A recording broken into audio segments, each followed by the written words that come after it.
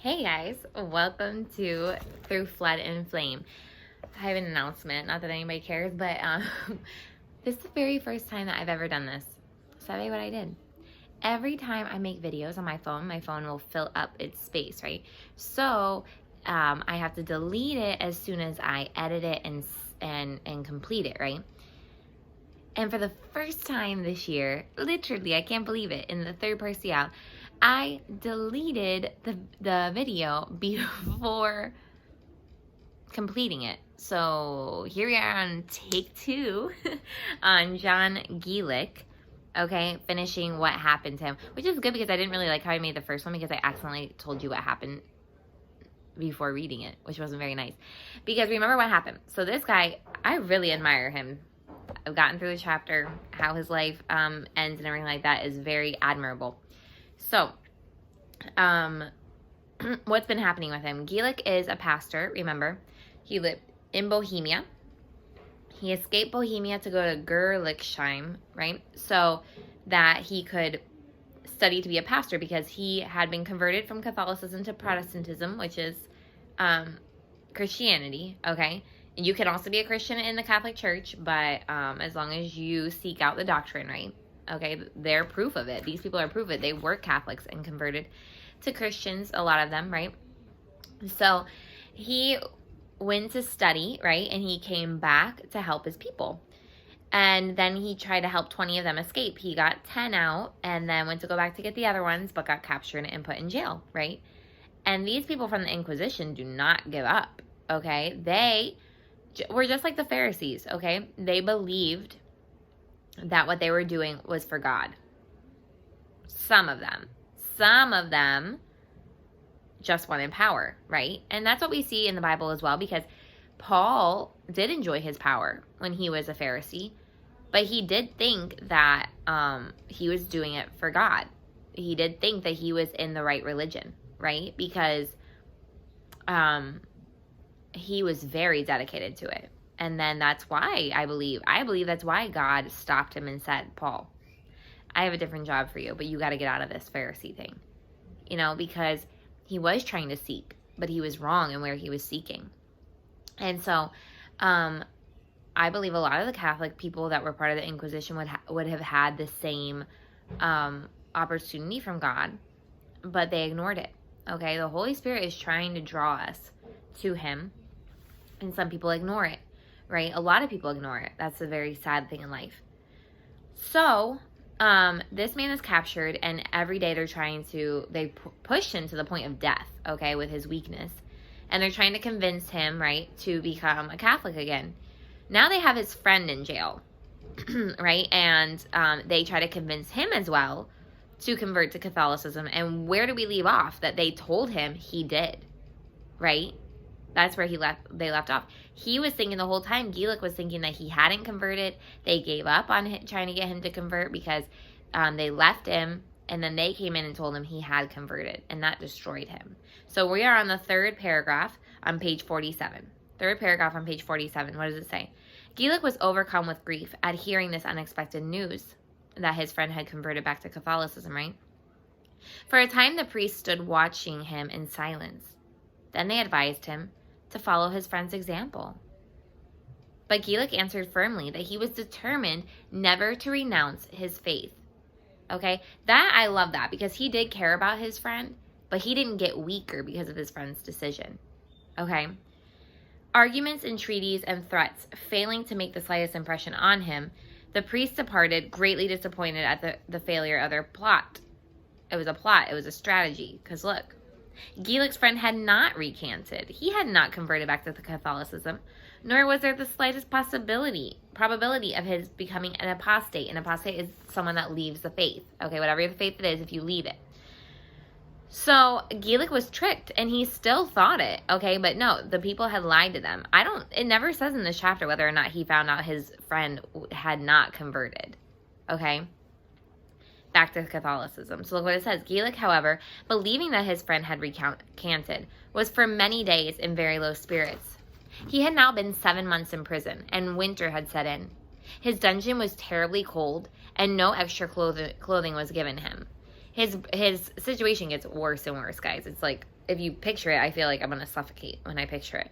His bread and water were placed in his cell once a day, and all that he did not eat and drink immediately was soon frozen.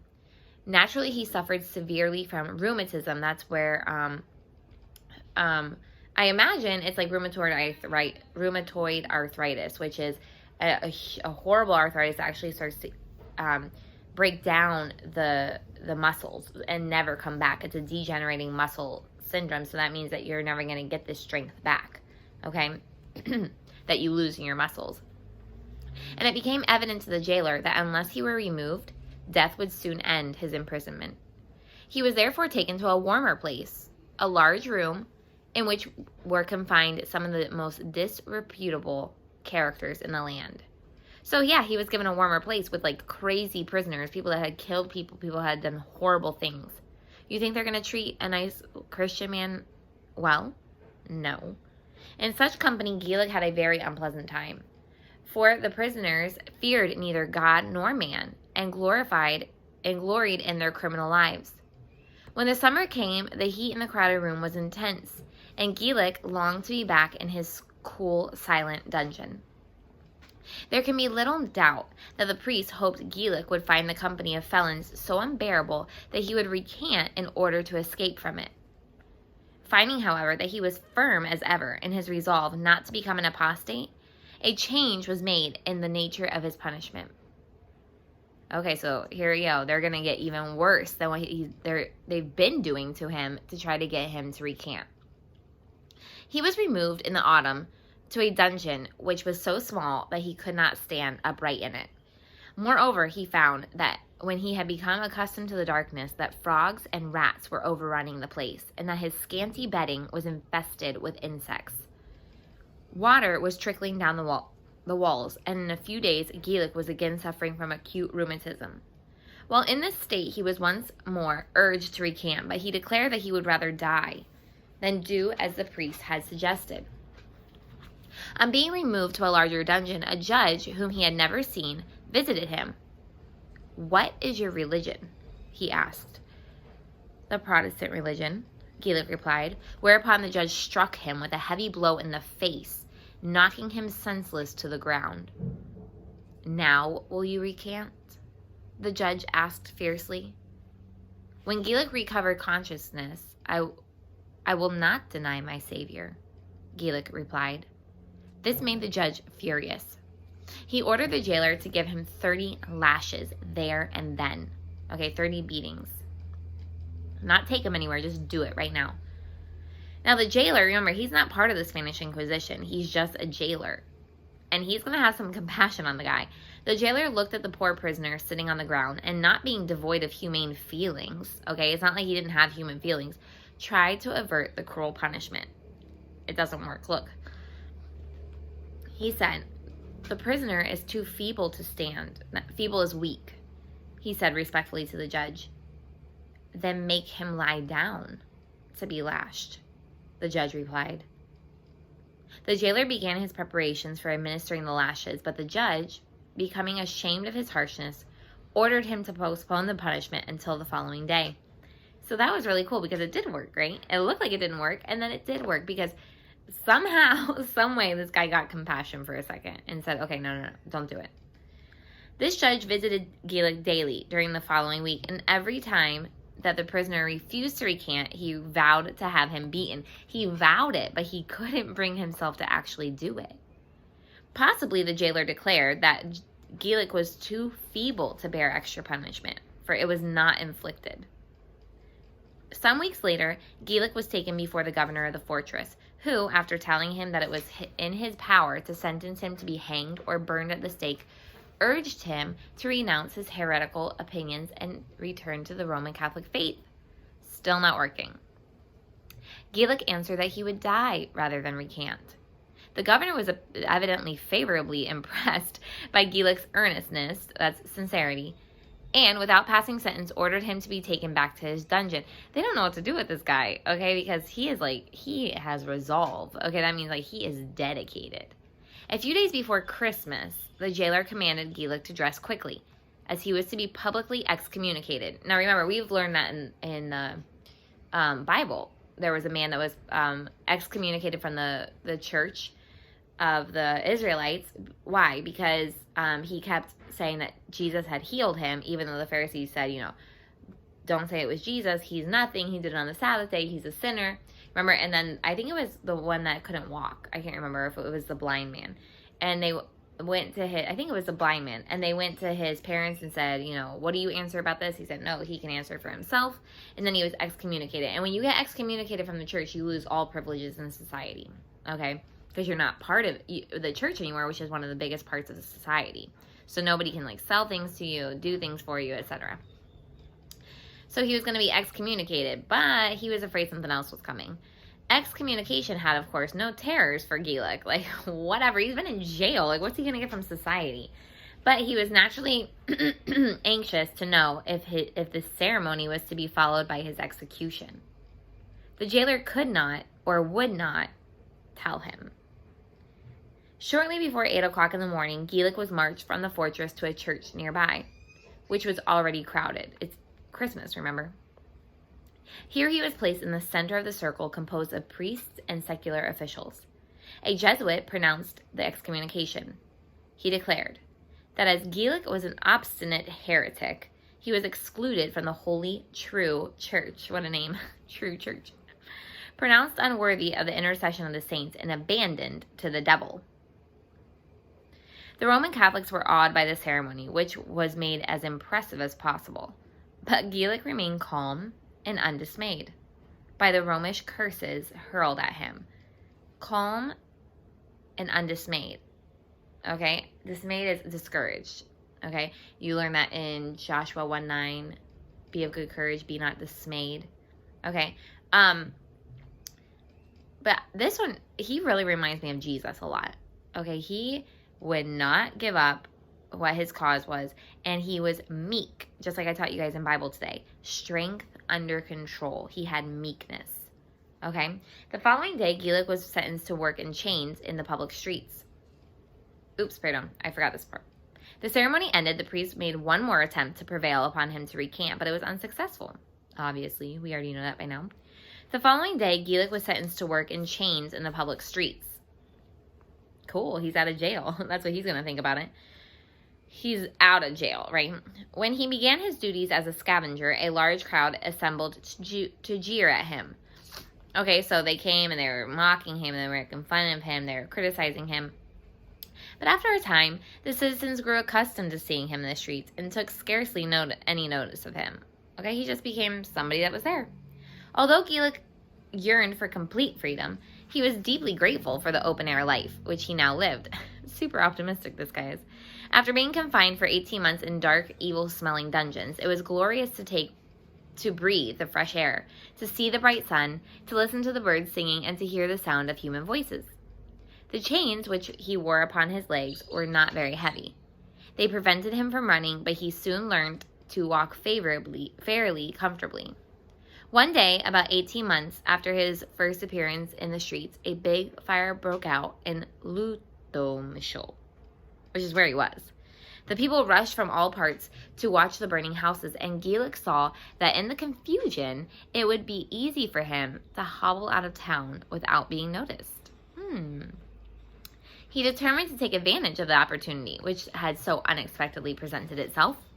But as he was about to start, he remembered that an old woman who had frequently been kind to him lived close to the fire. Oof, that's probably God putting it on his heart, don't you think? She was very feeble, and the flames were rapidly approaching her house. Look, he didn't even stop to think about it. Okay, I need to go help her, instead of escaping. Entering it, he found the old woman lying in bed, too feeble to make an attempt to save herself.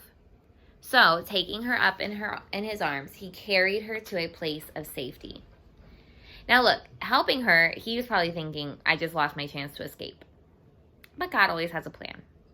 Having done this good action, he was making his way slowly through the streets when a man asked him to lead his cow out of the town. What a weird situation, okay? But look, God used it. Gilek did so willingly, for if arrested, he would have an excuse for having left the place. Gilek escaped from the town, but he knew that unless he would remove the chains, he would soon be overtaken. It's a little obvious where he's coming from. Moreover, not only did the chains hinder his flight, but they were a public intimation that he had escaped. He was an escaped prisoner, and anyone he met would be justified in arresting him. Unless he could succeed in removing the chains, it would be wise to hobble back to the town. Having found a big hard stone, he sat down on the ground and, striking the chains with all his strength, succeeded after many attempts in smashing them. At last he was free. Jumping up, he hid the chains among some bushes. He did this in the hope that the town authorities would not discover him, and believing him to still be shackled, would be confident that he was hiding somewhere near at hand. Having secreted the chains, Gilek started along on his long journey to Gerliksheim. It was night, and this way lay through a dense forest. Hour after hour he trudged on, but he did not progress nearly as quickly as he had hoped. This was due to his feet being bare. Okay, he didn't have any shoes. During the 18 months that he had acted as a scavenger, he had not worn boots and suffered little inconvenience from being without them. Okay, he didn't need it there. But trudging through a forest by night was very different from picking his way about the roads in broad daylight, and before he had walked a mile, his feet were torn and bleeding. Still he plodded on, and when daylight came, he kept a sharp lookout for some place where he could obtain food. At length he saw a solitary cottage, and happily for him, the poor inmates proved to be generous. They gave him food, but he saw that they had suspected him of being a fugitive from justice. Okay, so they knew he had escaped from something, but this was not at all surprising, for not only was Gilek tired and footsore, but he was without a coat, a jacket. He had taken it off the previous day before beginning his work, and had he been seen putting it on during the commotion caused by the fire, it would probably have been suspected that he intended to make an attempt to escape. Okay, he thought of everything then. Therefore, he left the town without it. Although the cottagers suspected Gilek of having committed some crime, they made no attempt to detain him, and after thanking them for their hospitality, he proceeded on his journey. A big mountain had now to be climbed. It was a difficult task, like a literal mountain he is climbing, okay, not like just some kind of like symbolic obstacle. Footsore man and night came on long before he reached the summit. Then, tired and hungry, he lay down to sleep. Oosh, what's going to happen? The last time he lay down to sleep, he ended up in jail. Not a good thing. It seemed to him that he had scarcely closed his eyes when something startled him. Okay, something made him wake up. He looked around, and by the moonlight, he saw some wolves, lobos, creeping near. Had he slept any longer, they would have come upon him. Seeing that he was awake, they fled. That is God, you guys, waking him up for that. After this narrow escape, Gilek resumed his journey, and 5 days later arrived at Gerliksheim. Hungry, lame, and leaning heavily on 2 stout sticks. Okay, he couldn't walk. He looked very different from the strong, healthy man who had quitted the town 3 years previously. And it is not surprising that his friends did not at first recognize him. But when they did, their joy was great, for they had heard that he had been sentenced to perpetual imprisonment. Good food and careful nursing soon restored Gilek's health, and many years of happiness followed. The Protestants were eventually expelled from Gerliksheim, and Gilek, accompanied by many of his friends, proceeded to Berlin. Where is that? Germany. And settled there. He was never again called upon to suffer persecution for his faith, and after many peaceful, happy years, he died at the age of 73. Cool story, huh? I love how this book is written about these people. Okay. So today, all you need to do is tell me, in paragraph form or in points, that's fine, 4 ways that he suffered for his faith. 4 ways that he suffered for his faith. Tell me how he escaped. That's in a paragraph. Tell me how he escaped. And tell me 2 sentences about how he has the meekness like Jesus did. Okay? Bye, guys.